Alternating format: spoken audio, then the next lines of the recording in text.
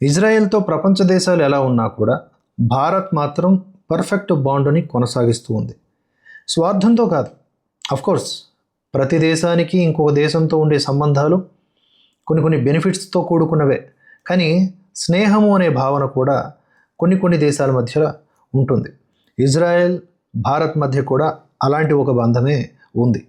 Even America ఇప్పుడు ఇజ్రాయెల్ని కాపాడటం అనేది దానికి అవసరం కాబట్టి చేస్తుంది తప్ప అదే దానికి ప్రయోజనం కాదు, దీనివల్ల ₹1 మనకు యూజ్ లేదనుకుంటే ఇజ్రాయెల్ అసలు పట్టించుకోదు. కానీ భారత్ అలా కాదు. ఇజ్రాయెల్కి కష్టం వచ్చిన ప్రతిసారి మన దేశం అండగా నిలబడింది కూడా. అలాగే ఇజ్రాయెల్ కూడా చాలా విషయాల్లో మనతో కలిసి పనిచేస్తోంది. ఇరు దేశాల మధ్య ఎన్నో రకమైనటువంటి సంబంధాలు ఇటీవలి కాలంలో మరింత బలోపేతమయ్యాయి. రక్షణ, సాంకేతికత, వాణిజ్యం, విస్తృత వ్యూహాత్మక సహకారం, ఇతర రంగాల్లో కూడా ఎప్పుడు కూడా పరస్పరం పెంపొందించుకుంటూ ముందుకు సాగుతూ ఉన్నాయి.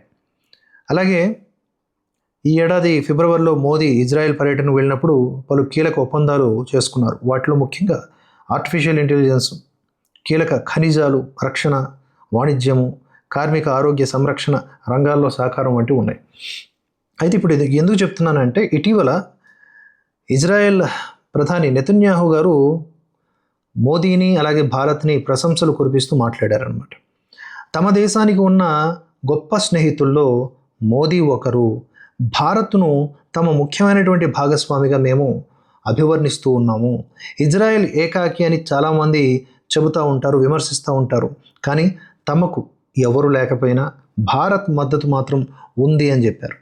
ఆ దేశంతో సంబంధాలు మరింత బలోపేతం చేసుకోవడానికి కృషి చేస్తున్నాము అని ప్రపంచవ్యాప్తంగా మారుతున్నటువంటి భౌగోళిక రాజకీయ పరిస్థితుల నేపథ్యంలో ఇజ్రాయెల్ భాగస్వామ్య దేశాల గురించి ఆయన మాట్లాడుతూ నెతన్యాహు చేసినటువంటి వ్యాఖ్యలు ఇవి.